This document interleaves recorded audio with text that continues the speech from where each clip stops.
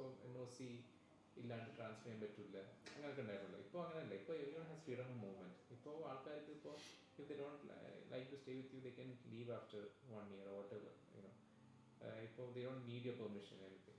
So obviously, despite that, what we've noticed is we have people who had multiple uh, jumps in their careers. Like, they themselves have come and said, like, ഞാൻ 2-3 കൊല്ലത്തിന് കൂടുതൽ company നിൽക്കാറില്ല, പക്ഷെ ഇവിടെ ആദ്യമായിട്ടാണ് ഞങ്ങളൊരു 8-9 കൊല്ലം അല്ലെങ്കിൽ 10 കൊല്ലം നിൽക്കുന്നത്. Because but that is not consciously we are doing anything. I think subconsciously I am on level, we have that culture imbibed within us from the founders, that we have, okay, we deal with them in a good way, so they also feel respected. End of the day, ഇപ്പോൾ ആൾക്കാർ പറയാറുണ്ടല്ലോ, people don't leave a company because of they get paid extra or something in a different job. They leave because their immediate superiors didn't treat them well. So I think that's true. So other than we manage.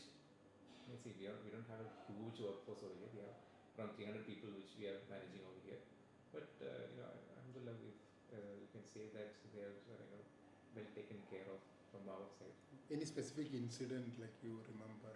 Any emotional incident with the staff members or something? It keeps on happening, but then some of them are very personal. We cannot talk them out. But as I said, everyone has different level of situations and everything.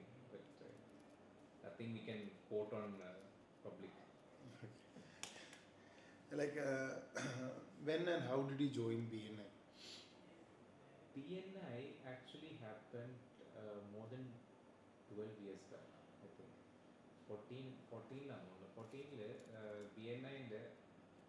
BNI ഇവിടെ actually ആ concept ഇവിടെ Nasar കോയമ്പത്തൂരിലുള്ള നാസറാണ് BNI എന്ന സംഭവം. He's A trainer, so he's already associated with BNI back in India, so he brought the concept over here and he introduced and he kind of Karancure Abdurrahman Khan അടുത്താണ് അത് concept present ചെയ്തത്. ഇങ്ങനെ സംഭവം ചെയ്താൽ ഇവിടെ വിജയിക്കുന്നുള്ളൊരു. അപ്പോൾ ബാബുക്ക അതിന് interest എടുത്തു. Babukka then started forming a core team to explore BNI. So അന്ന് ഞാൻ അതുപോലെ തന്നെ വിആർമോ ഉണ്ടായിരുന്നു, GSC വർക്ക് ചെയ്യായിരുന്നു, പിന്നെ താജുക്ക, പിന്നെ ബാബുക്ക, ഞങ്ങളെല്ലാം കൂടിയിട്ട് ഇവിടെ പോയി, ദുബായ് പോയിട്ട് BNI വേൾഡ് ട്രേഡ് സെൻറ്ററിൽ നടക്കുന്ന ചാപ്റ്റർ നമ്മൾ വിസിറ്റ് ചെയ്തു. അവർ കുമാർ ഉണ്ടായിരുന്നു കാറൻറ്റിലുണ്ടായിരുന്നു. അപ്പോൾ അങ്ങനെ വിസിറ്റ് ചെയ്തു. ഭയങ്കര ഇഷ്ടപ്പെട്ടു അന്നത്തെ ആ ചാപ്റ്ററിൻ്റെ എനർജീനെ കണ്ടിട്ട്. എന്നിട്ട് ഞങ്ങളെല്ലാവരും വിസിറ്റ് ചെയ്ത ആൾക്കാരെല്ലാം ഡിസൈഡ് ചെയ്തു ഞങ്ങൾ BNI എന്തെങ്കിലും ജോയിൻ ചെയ്യാൻ പോവുകയാണ്. പക്ഷേ എനിക്കൊരു പ്രശ്നം ഉണ്ടായിരുന്നു. എനിക്ക് എൻ്റെ കാറ്റഗറി ഓൾറെഡി വേറെ ആൾ എന്ന് വെച്ചാൽ കുമാർ അന്ന് എത്തിക്കുന്ന കറങ്ങി കമ്പനിയായിരുന്നു. Kumar was already member of Abu Dhabi chapter. അങ്ങനെ കുമാർ ഖത്തറിലോട്ട് ഷിഫ്റ്റ് ചെയ്തപ്പോൾ he was searching for BNI over here. അപ്പോൾ ആൾ ഓൾറെഡി ബിജയ് ഷാ ആണ് നാഷണൽ ഡയറക്ടർ ഓഫ് ഖത്തറും ആളുടെ അടിയിലായിരുന്നു. അപ്പോൾ he already contacted Bijay Shah saying that I want to be part of BNI. അപ്പോൾ obviously I told clash രണ്ട് രണ്ടേക്കാർ പാടില്ലല്ലോ ഒരു ചാപ്റ്ററിൽ. അപ്പോൾ ക്ലാഷ് വന്നപ്പോൾ ഞാൻ പറഞ്ഞു കുമാറല്ല ഫസ്റ്റ് അപ്രോച്ച് ചെയ്തത്, ഐ വിൽ സ്റ്റേ ബാക്ക്. അന്ന് അങ്ങനെ പൈനീസ് ചാപ്റ്റർ അന്ന് ലോഞ്ചാണത്, അന്ന് പൈനീസ് ചാപ്റ്റർ. പിന്നെ അതിനുശേഷം ബാബുക്ക അന്ന് ഇപ്പോൾ നാഷണൽ ആപ്രേഷൻ ടീമും എല്ലാം കൂടിയിട്ട് അന്ന് ലോഞ്ച് ചെയ്തത്. പക്ഷെ അന്ന് ഞാൻ ഉണ്ടായിരുന്നില്ല, because I had to stay out. അങ്ങനെ ഞങ്ങൾ സെക്കൻഡ് ചാപ്റ്റർ ആഫ്റ്റർ 1 year നമ്മൾ ലോഞ്ച് ചെയ്തു, ഹൈ റൈസേഴ്സ് എന്ന് പറഞ്ഞിട്ട്. പക്ഷേ ഹൈ റൈസേഴ്സ് ചാപ്റ്റർ ഒരു വെസ്റ്റ് ബേ ചാപ്റ്റർ ആയിരുന്നു. We were more focused on the European sector, കുറച്ച് അറബ്സ് ഞങ്ങളൊക്കെ. പക്ഷെ അതുകൊണ്ട് ക്ലിക്കായില്ല. പിന്നെ പിന്നെ അതൊരു 1 year കൊണ്ട് ക്ലോസ് ഓൺ ചെയ്തു. പിന്നെ ഫീനിക്സ് ചാപ്റ്റർ അതിന് ശേഷം ലോഞ്ചായി after another 2 years from that, in 2017. Phoenix I was part of almost 5 years, 6 years as a member. പിന്നെ തിരിച്ച് ഞാൻ പൈനീസിലോട്ട് 2 കൊല്ലം മുന്നേ ഇങ്ങനെ ജോയിൻ ചെയ്യാൻ ഡിസൈഡ് ചെയ്ത് ഒരു ബ്രേക്ക് എടുത്ത് അതിനിടയ്ക്ക് BNI എന്നിട്ട് പിന്നെ തിരിച്ച് ഞാൻ ഫൈനൽ ചാപ്റ്റർ ജോയിൻ ചെയ്തു. അപ്പോൾ BNI തുടങ്ങുന്നതിന് മുന്നേ തന്നെ BNI എന്ന് വെച്ചിട്ട് എൻ്റെ ഒരു പാർട്ടിയായിരുന്നു ഞാൻ. കണ്ടിന്യൂസ് ആയിട്ട് മെമ്പർ ചെയ്യുന്നില്ല, ഇടയ്ക്ക് ബ്രേക്ക് വരാൻ. How do you think like BNI impacted your business journey? Like എങ്ങനെയാണ് കുറേ കൂടെ നമ്മളെ ഓൺ പ്രൊഫഷണൽ ആൻഡ് പേഴ്സണൽ ഇതിൽ BNIയുടെ ഒരു നല്ലൊരു ആസ്പെക്ട് എന്ന് വെച്ചാൽ we got A strong network of people. എന്ത് ആവശ്യമുണ്ടെങ്കിലും ആ ഗ്രൂപ്പിൽ നമുക്ക് സോഴ്സ് ചെയ്യാൻ പറ്റും. അത് ഞാൻ ഇപ്പോൾ കഴിഞ്ഞ ഒരു ഇത്രയും കൊല്ലത്തെ മെമ്പർഷിപ്പ് പഠിച്ചിരുന്നു. കാരണം വെച്ചാൽ എൻ്റെ ഇപ്പോൾ ഒരുവിധ ഓഫീസിലെ ആവശ്യങ്ങളൊക്കെ ഇപ്പോൾ ഇൻറ്റീരിയർ ഫിറ്റ് ഔട്ട് ആയിക്കോട്ടെ, ഇൻറ്റീരിയർ ഫിറ്റ് ഔട്ടൊക്കെ ചെറിയ കാര്യമില്ല. പിന്നെ ഗ്യാരേജ് ബിൽഡ് ചെയ്തത് മൊത്തം BNIക്കാരാണ്. അത് വലിയ പ്രൊജക്റ്റ് ആയിരുന്നു. എനിക്ക് മാർക്കറ്റിൽ കിട്ടിയതിനെക്കാട്ടിയും നല്ല കോമ്പറ്റീറ്റീവ് റേറ്റിൽ കിട്ടുകയും ചെയ്തു. അത് ടൈമിൽ മറ്റേ അത് മൊത്തം അത് അതിൻ്റെ ഫയർ ആയിക്കോട്ടെ, അതിൻ്റെ MEP ആയിക്കോട്ടെ, സിവിൽ ആയിക്കോട്ടെ, അതിൻ്റെ CCTV എല്ലാതും ചെയ്തത് BNIക്കാർ. അപ്പോൾ അത് വലിയ പ്രൊജക്റ്റ് ആയിരുന്നു BNI. പിന്നെ അതുപോലെ തന്നെ ഓഫീസിലുള്ള ഏകദേശം എന്ത് ഇപ്പോൾ ഇവൻറ്റ്സ് ആയാലും ഇൻറ്റീരിയർ ഫിറ്റ് ഔട്ട് ആയാലും procurement, anything which we find difficulty, ഇപ്പോൾ PRO സർവീസസ് ആയാലും whatever, like നമ്മൾ BNIയിൽ we find solutions in BNI. അപ്പോൾ ആ ഒരു കംഫർട്ട് ഉണ്ടല്ലോ, ലൈക്ക് എന്തെങ്കിലും ഒരു ഒബ്സ്റ്റക്കിൾ വരുമ്പോൾ അല്ലെങ്കിൽ എന്തെങ്കിലും ഒരു making challenge, you have a group to go back to and like check with them how can solve. അതൊരു വലിയൊരു പ്ലസ് പോയിന്റ്. സോ ആക്ച്വലി എൻ്റെ ഒരു നമ്മൾ BNIയിൽ ഇപ്പോൾ വി ഹാവ് എ റിപ്പോർട്ട് കാർഡിനെ പോലെ we can see how much business we have given, how much business we have taken. I have given more business than I have got. But പക്ഷേ ആ സമയത്ത് നമുക്ക് അതിനകത്ത് ആക്റ്റീവായി നിൽക്കുന്ന ആൾക്കാർക്ക് ഒബ്വിയസ്ലി ബിസിനസ് വൈസ് ലാർജ്ലി നല്ല ബെനിഫിറ്റ് ഉണ്ടായിട്ടുണ്ട്. ബിക്കോസ് ഇപ്പോൾ എനിക്ക് one of the few top clients തുടങ്ങിയ കാലത്ത് ടോപ്പ് ആയിരുന്നില്ല, പക്ഷേ ഗ്രാജുവലി ബിൽഡായി ടോപ്പ് ക്ലയൻസ് ആ റെഫറൻസ് വഴി വന്ന ആൾക്കാരാണ്. അപ്പോൾ ഒബ്വിയസ്ലി കുറേ കാര്യങ്ങൾ ഈസി ആക്കുന്നുണ്ട്. കാരണം നമുക്കിപ്പോൾ ഒരു കമ്പനി കാണണമെങ്കിൽ പെട്ടെന്ന് ഒരു കോണ്ടാക്ട് കിട്ടണമെങ്കിൽ BNIയിൽ ഇട്ടാൽ റെഫറൻസ് കിട്ടുന്നുണ്ട്. Whether it work out or not as depends on company ആ റിക്വയർമെൻറ്റ് ഉണ്ടോ ഇല്ലേ, അല്ലെങ്കിൽ ഇപ്പോൾ അവർ ജസ്റ്റ് ടൈമിംഗ് മാറ്റേഴ്സ്, അവർ ഓൾറെഡി കോൺടാക്ട് കൊടുത്തിട്ടുണ്ടാവും. പക്ഷേ പേര്, കോൺടാക്ട് നമ്പർ, ഇമെയിൽ അങ്ങനത്തെ കാര്യങ്ങളൊക്കെ അല്ലെങ്കിൽ ഒരു കണക്ട് ചെയ്ത് തരാം, അതൊക്കെ BNIയിൽ നമുക്ക് കിട്ടുന്നുണ്ട്. Why do you think like not new, like entrepreneurs and business leaders, they should join BNI? Why new business leader? പുതിയ ആൾക്കാർ എന്തുകൊണ്ട് BNIയിൽ join ചെയ്യണമെന്നോ? See, I think there's nothing like BNI right now in the market. Because one of the major plus point of BNI is the security you have in that room. Because ഞാൻ അവിടെ നിന്നിട്ട് എൻ്റെ ക്ലയൻസിനെ കുറിച്ച് discuss ചെയ്യും, അല്ലെങ്കിൽ ഞാൻ എന്തെങ്കിലും share ചെയ്യണമെങ്കിൽ, എൻ്റെ റെഫറൻസ് ഷെയർ ചെയ്യണമെങ്കിൽ, അല്ലെങ്കിൽ വേറെ ആൾക്ക് റെഫറൻസ് ഷെയർ ചെയ്യണമെങ്കിൽ ആ റൂമിൽ കോമ്പറ്റീഷൻ ഇല്ല. You have complete exclusivity. ഇപ്പോൾ ഫിഞ്ച് അവിടെ ഉണ്ടെങ്കിൽ ഫിഞ്ച് മാത്രമാണ് വാട്ട് ഫിഞ്ച് ഡൂയിങ്, അവിടെ ഫിഞ്ച് മാത്രമല്ലോ. ഫിഞ്ച് ഇപ്പോൾ ഒരു കമ്പനി വെച്ച് ചോദിക്കുകയാണ്, ഇപ്പോൾ 15 കോണ്ടാക്ട് വേണം എന്ന് ചോദിക്കുമ്പോൾ വേറെ ഉള്ള ഇല്ല, ഫിഞ്ച് 15 ചോദിക്കുന്നത്, ഞാൻ 15 പോയിട്ട് മുട്ടട്ടെ, അത് കളിക്കുന്ന അവിടെ ആരും ആ റൂമിനകത്ത് ആരും ഇല്ല. സോ ദാറ്റ്സ് അപ്പം അത് വളരെ കുറവ്. ഇപ്പോൾ വേറെ കുറേ ബിസിനസ് ഫോറംസ് ഉണ്ട്, ഇപ്പം that is good for networking. ഇപ്പോൾ IDPC ഉണ്ട്, കേരള ബിസിനസ് ഫോറം ഉണ്ട്, കേരള എൻ്റർപ്രൈസ് ഫോറം ഉണ്ട്, അങ്ങനെ കുറേ ബിസിനസ് ഫോറം ഉണ്ട്. അതൊക്കെ ഗുഡ് ഫോർ നെറ്റ്വർക്കിംഗ്. പക്ഷെ ഒരു നമുക്ക് ടാൻജിബിൾ ആയിട്ടുള്ള ബെനിഫിറ്റ് കിട്ടണമെങ്കിൽ BNI പോലത്തെ പ്ലാറ്റ്ഫോം തന്നെയാണ്. ആൻഡ് BNI പോലത്തെ platform is unique and world wide. ഇത് മാത്രമല്ലോ, കുറേ പേര് they trying to replicate it, പക്ഷേ ഇത്രയും സക്സസ്ഫുള്ളായി ഓടുന്ന വേറെ ഓർഗനൈസേഷൻ ഞാൻ കണ്ടിട്ടില്ല. അതും solely focused on delivering value to the members. So if you want to benefit for your business in terms of both business and strong kind of a network of people who you can trust for sourcing and this thing, BNI is the only thing which is available. So I don't know. I don't see any reason for people not to join BNI, because once, I mean, obviously people might chapter issues കാരണം ചിലപ്പോൾ എന്തെങ്കിലും അല്ലെങ്കിൽ people issues കാരണം എന്തെങ്കിലും ആൾക്കാർ വിട്ടു പോകുന്നുണ്ടാവും. പക്ഷേ അല്ലാതെ DNA കാരണം വിട്ടു പോകുന്നില്ല. DNA ഒരു കൾച്ചർ അല്ലെങ്കിൽ DNA സിസ്റ്റം കാരണം വിട്ടു പോകില്ല. I think like you have seen like in the calls on you had seen like Qatar has been for so many years, like it transformed or something. So what are the biggest transformation you think you had seen like Qatar while you are growing up and Qatar is transforming? What are the biggest thing?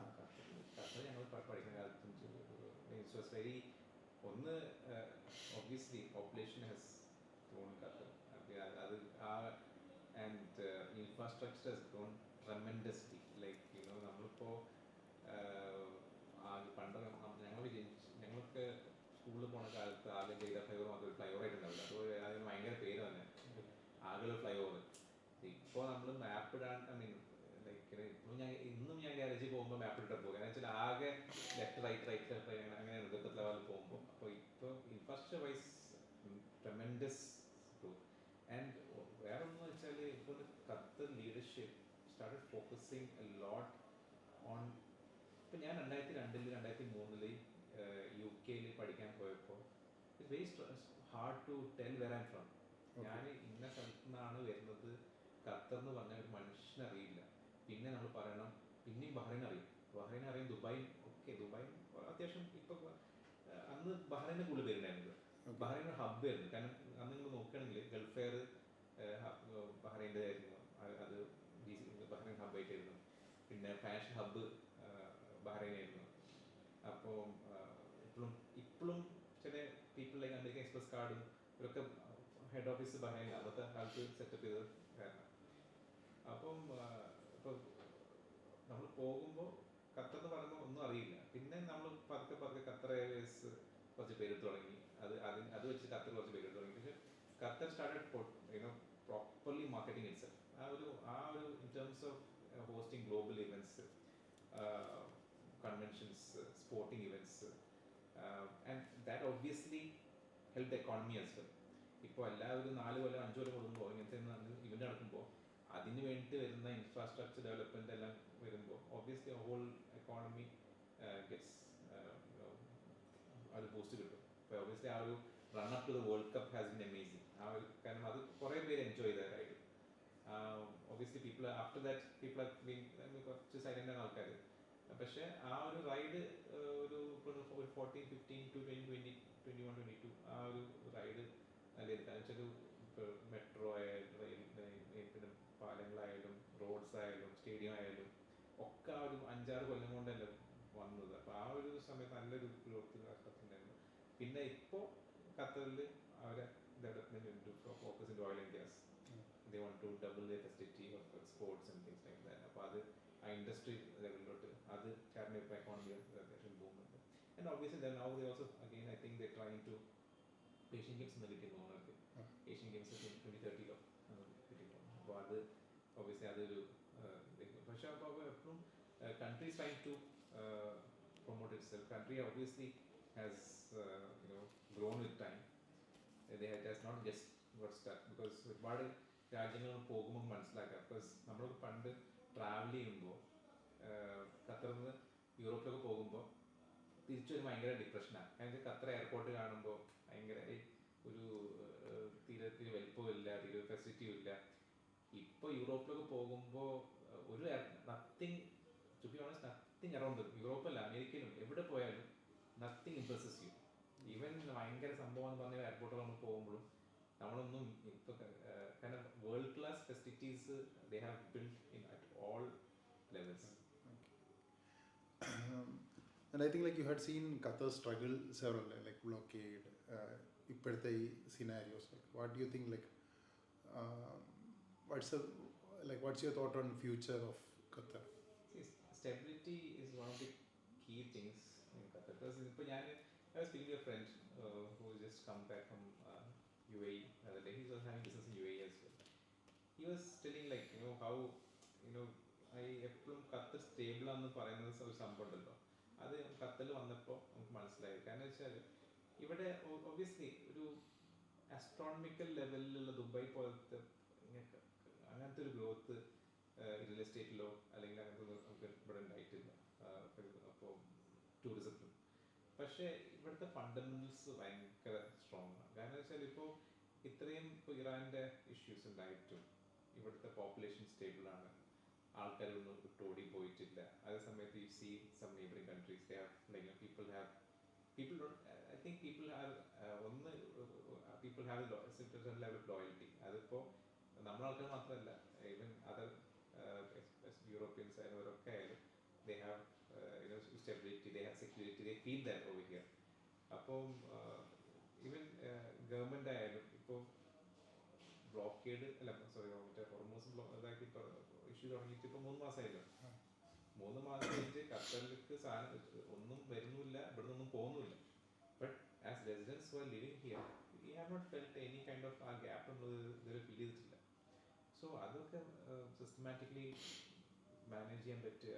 Because countries deeply invest in terms of backup പ്ലാൻസും പിന്നെ അവരുടെ food storage security ആയാലും even to extend that സാധനങ്ങൾ വില കൂടാതെ inflationary pressures ആൾക്കാർ feel ചെയ്യാതെ take things forward. അതിപ്പം ഈവൻ ബ്ലോക്കേഡ് സമയത്ത് നിങ്ങൾ ഇവിടെ ഉണ്ടായിരുന്നു. ബ്ലോക്കേഡ് നമുക്ക് അറിയാമല്ലോ. Within they were not discussing how to open the blockade. They were discussing how to resolve this. I mean, how to get the goods and everything. അപ്പോൾ പശുവിനെ പ്ലെയിനിൽ കൊണ്ടുവരലും ഇറാനായിട്ടും ടർക്കിനായിട്ടുള്ള ടൈപ്സ് കാരണം അന്ന് supermarket flooded with all this things where even label മാറ്റാറില്ല അവർ. അതേപോലെ തന്നെ വന്നിട്ട് ഇതാക്കിയില്ല. പക്ഷെ അതേ സമയത്ത് എത്രത്തോളം അന്നത്തേക്ക് ശേഷം ഖത്തർ ഹൈലി സെൽഫ് സഫിഷ്യൻ്റ് ആയിരുന്നു. യു സി മറ്റേ ഫുഡ് പ്രൊഡക്ഷൻ ആയിരുന്നു നോക്കി. എൻ്റെ ഫുഡ് പ്രൊഡക്ഷൻ ഇപ്പോൾ എത്ര എൻ്റെ വായിച്ചിട്ടുണ്ടായിരുന്നു. ഫുഡ് പ്രൊഡക്ഷൻ ആയാലും പിന്നെ ഡയറി പ്രൊഡക്ഷൻ ആയാലും ഡയറി എക്സ്പോർട്ട് തുടങ്ങിയവർ ചില കൺട്രീസൊക്കെ അതൊക്കെ എല്ലാ കുറേ ഏരിയാസിൽ അവർ സെൽഫ് സഫിഷ്യൻസിലോട്ട് പോയിരുന്നു. Therefore, I have helped Qatar during this, even during this issue, when this Hormuz issue happened. So Qatar is always a stable country. Qatar വെച്ചിട്ട് നമുക്കിപ്പോൾ we know that ഇപ്പോൾ ബിസിനസ് സൈഡ് സപ്പോർട്ട് നല്ലതാണ്. കാരണം നമ്മളിപ്പോൾ Covid സമയത്തും ഈ സമയത്തും നമുക്ക് QDBയുടെ സപ്പോർട്ട്സ് ബിസിനസ് കിട്ടിയിട്ടുണ്ട്. ഞങ്ങൾക്ക് ഇപ്രാവശ്യം കിട്ടി, ഞങ്ങൾക്ക് കോവിഡ് സമയത്തും കിട്ടി. So that way government has been coming fourth and supporting whatever ways we can. നമ്മളെ ബക്കത്ത് ഗവൺമെൻറ്റിൽ വി ആർ ബേസ് മനാട്ടെക്ക് അവിടെ നമ്മൾ റെൻ്റൊക്കെ ഒരു കോവിഡ് ടൈമിലൊക്കെ സ്ലാഷ് ചെയ്തു. സോ ഗവൺമെൻറ് എന്ത് ചെയ്യാൻ പെട്ടെന്ന് ഗവൺമെൻറ് ചെയ്തിട്ട് കൊടുക്കാറുണ്ട് ആൾക്കാർക്ക്. Do you have faced any struggles like during this periods like COVID അതുപോലെ ഇപ്പോഴത്തെ സിറ്റുവേഷൻസ് ഒക്കെ? Challenges. Operation struggle was immense during COVID. Obviously ആൾക്കാർ വർക്ക് ചെയ്യാൻ പറ്റാത്ത ഇഷ്യൂസും പിന്നെ നമ്മൾ ക്ലയൻറ്റ് സൈഡിൽ എത്താൻ പറ്റാത്ത ഇഷ്യൂസും ഓബ്വിയസ്ലി അത് നമ്മൾ മാത്രമല്ല ബിസിനസ് ചെയ്യുന്ന എല്ലാവർക്കും ഉള്ള സ്ട്രഗിൾസ് നമുക്ക് ഫേസ് ചെയ്തിട്ടുണ്ട്. ഇപ്പോൾ ഫേസ് ചെയ്യുന്ന സ്ട്രഗിളും ഒരു കോമൺ ഞങ്ങളുടെ ഇൻഡസ്ട്രിയിൽ പറയാൻ കുറച്ച് അധികം പറയാനുണ്ട്. പക്ഷേ നമ്മുടെ industry is most affected industry can say automobile industry. ഓട്ടോമൊബൈലിന് വേണ്ട സാധനങ്ങളാണ് അലൂമിനിയം. എമിറേറ്റ്സ് അലൂമിനിയം പറയാം ഇറാന് അവിടെ അടിച്ചു, അത് ഇതായി. ഖത്താലും പ്രൊഡക്ഷൻ സ്റ്റോപ്പ് ചെയ്തേക്കുന്നു. ബഹ്റൈൻ്റെ അലൂമിനിയം പ്ലാന്റും ഇതായിരിക്കുന്നു. വേൾഡിൽ എത്രാണ്ട് 1/5 ആണ് അലൂമിനിയം ഔട്ട്സൈഡ് ചൈന നോക്കുകയാണെങ്കിൽ 1/5 അലൂമിനിയം പോകുന്നത് ഈ റീജിയനിൽ നിന്നാണ്. അത് സ്റ്റോപ്പായി. Petroleum by products is used for making cars. അതിപ്പം പ്ലാസ്റ്റിക് ആയിട്ടും സിന്തറ്റിക് ലെതർ ആയാലും ഒക്കെ വണ്ടി ഉപയോഗിക്കുന്നതാണ്. അതും ഇവിടുന്ന് ഇവിടുന്ന് പോകുന്നുണ്ട്. മെയിൻ സപ്ലയർ അല്ലെങ്കിലും one of the core suppliers ഇവിടുന്ന് പോകുന്നത്. Helium is using semiconductor chips. നമ്മളിപ്പോൾ കാണുന്ന കാല ഇൻഫോർടൈൻമെൻറ്റ് സിസ്റ്റമും നാവിഗേഷൻ സിസ്റ്റമും ഒക്കെ ഉപയോഗിക്കുന്ന സെമി കണ്ടക്ടർ ചിപ്സാണ്. ഈ helium is required for semiconductor chips production. അത് ഇപ്പോൾ ഇഷ്യൂ ആയിരുന്നു. അപ്പോൾ നമ്മളിപ്പോൾ ഞാൻ കാണുന്നതെന്ന് വെച്ചാൽ I foresee price increase going to come wait for sure. Because ഇപ്പോൾ വന്നിട്ടുണ്ടാവില്ല. കാരണം ഇപ്പോൾ നമ്മളെ എക്സിസ്റ്റിംഗ് സ്റ്റോക്ക് ഇങ്ങനെ കണ്ടിന്യൂ ചെയ്തിരിക്കുകയാണ്. പുതിയ സ്റ്റോക്കോട്ട് വരുമ്പോൾ ഈ ഇതെല്ലാതും എസ്കലേറ്റ് ചെയ്ത് വരും till supply is kind of rise. പക്ഷെ നമുക്കൊന്ന് പ്രശ്നം വെച്ചാൽ നമ്മൾ ഇൻഡസ്ട്രിയിലൊക്കെ ചിലപ്പോൾ ഓൾറെഡി നമ്മൾ കമ്മിറ്റഡ് ആയിരിക്കും ചില പ്രൈസിങ്ങിലൊക്കെ. ആ പ്രൈസിങ്ങിൽ നമുക്ക് ഇനി കൊടുക്കാൻ പറ്റുമോ, ഇനി അത് റീനെഗോഷിയേറ്റ് ചെയ്യണം, അങ്ങനത്തെ ഇഷ്യൂസ് ഒക്കെ വരാൻ പോകുന്നത്. സ്പെയർ പാർട്സ് ഇപ്പോൾ തന്നെ നമ്മൾ സ്പെയർ പാർട്സ് നന്നായി പ്രൈസ് കൂടിയിരുന്നു, നല്ല പ്രൈസ് കൂടിയിരുന്നു. Sometimes certain parts are 2 times 3 times ഇപ്പോൾ ബിക്കോസ് ഓഫ് അവർക്ക് ജിദ്ദ വഴി കൊണ്ടുവരണം അല്ലെങ്കിൽ മറ്റു വഴി കൊണ്ടുവരണം, മറ്റേ ഇത് സബ്സിഡി കൊണ്ടുവരണം. അപ്പോൾ spare parts pricing is gone up. പക്ഷെ നമ്മൾക്കിപ്പോൾ നമ്മളെ margins obviously just squeezed. So ഇൻഡസ്ട്രിയിൽ automobile industry will take a hit. കാരണം അന്ന് കോവിഡ് വന്നപ്പോഴും ഒരു സെമി കണ്ടക്ടർ ചിപ്പ് ഇഷ്യൂ ഉണ്ടായിരുന്നു. അത് കുറച്ച് കാലം കഴിഞ്ഞിട്ടായിരുന്നു സർഫസ് ചെയ്തത്. അതുപോലെ ഇതിൻ്റെ എഫക്റ്റ് ഇപ്പോഴല്ല, ഇപ്പോൾ അത്ര അറിയുന്നില്ല മാർക്കറ്റ്. പക്ഷേ ഒരു 6 to 12 months നല്ലൊരു എഫക്റ്റ് ഇമ്പാക്റ്റ് ഓട്ടോമൊബൈൽ ഇൻഡസ്ട്രി മൊത്തം ഉണ്ടാവും. അത് ഇൻഫ്ലേഷണറി പ്രഷർ ആയിരിക്കും. ഇൻഫ്ലേഷൻ പ്രഷർ വരുമ്പോൾ ആൾക്കാർക്ക് അഫോർഡബിലിറ്റി ഇഷ്യൂസ് വരും. പിന്നെ ഒബ്വിയസ്ലി നമ്മളെ പോലത്തെ ആൾക്കാർക്ക് റെൻ്റെക്കാർ പോലത്തെ ഫീൽഡ്സിൽ like options to give the clients budget oriented ആണ്. അവർക്കൊരു യാരിസ് സണ്ണി റേഞ്ചിൽ ആ ബഡ്ജറ്റിൽ ഒതുങ്ങുന്നൊരു പ്രൈസ് റേഞ്ച് ഒതുങ്ങുന്ന വണ്ടി വേണം. പക്ഷെ ആ വണ്ടികളൊക്കെ പിന്നെ ഇനിയിപ്പോൾ അടുത്ത ബ്രാക്കറ്റിലോട്ട് കയറിപ്പോകും പ്രൈസസൊക്കെ. അപ്പോൾ അങ്ങനത്തെ സ്ട്രഗിൾ ഇനി വരാൻ കെടുക്കുന്നതല്ല. ഇപ്പോൾ നിലവിൽ ഇപ്പോൾ നമ്മൾ കാണുന്ന ഇമ്മീഡിയറ്റ് ഇമ്പാക്റ്റ് പ്രൈസ് ഇൻക്രീസ് ആണ് സ്പെയർ പാർട്സിൽ. What's your vision like of Almufta group? എങ്ങനെയായിരിക്കും next 10 years, like any new ventures or like എനിക്ക് നിങ്ങൾ റെൻ്റെക്കാർ ഇത് കഴിഞ്ഞ് പിന്നെ ലൈക്ക് മെയിൻ്റനൻസ് ഇതിലേക്ക് വന്നു. അപ്പം അടുത്ത ഇനിയും ഒരു your vision how is it next? ഒന്നെന്ന് വെച്ചാൽ we want to be obviously we want to see ourselves established in main markets of the region. We are eyeing another market right now, so that is definitely on the card and we are working towards that. And also within the country itself we feel there is more room for development. For example, ഞങ്ങളെ B2B ആണ് ഞാൻ പറഞ്ഞത് 90% of the business. B2C is like 10%. നമ്മളിപ്പോൾ B2C നമ്മളിത് expand ചെയ്യാനും grow ചെയ്യാനും ആ കസ്റ്റമേഴ്സിനെ ഫോക്കസ് ചെയ്യാനും ഉള്ളൊരു സ്ട്രാറ്റജി റോഡ് മാപ്പിൽ കൂടെ വർക്ക് ചെയ്തുകൊണ്ടിരിക്കുകയാണ്.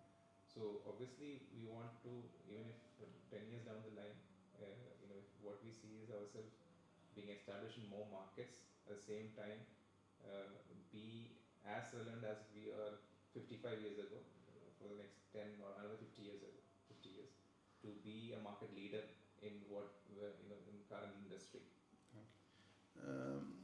You are hiring so many people, so like you are building a team. So like what is the main quality you look at a people? Because like nowadays different category of people come, like Gen Zs and other. So everybody approach things in a different manner. So when you are hiring somebody, like what will be the basic thing you look at? See, especially when you're doing interviews and stuff, like with the technical things of you can always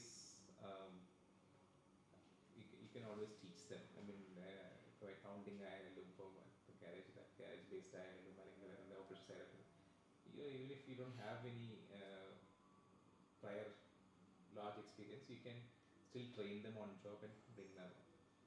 I think main thing what we're looking for is one, interpersonal relationship, like how good a person is, how person you foresee, how good you foresee a person to be good with his colleagues. Like at least when I'm chatting with you or when I'm having conversation with you, how I perceive that you will be with your colleagues.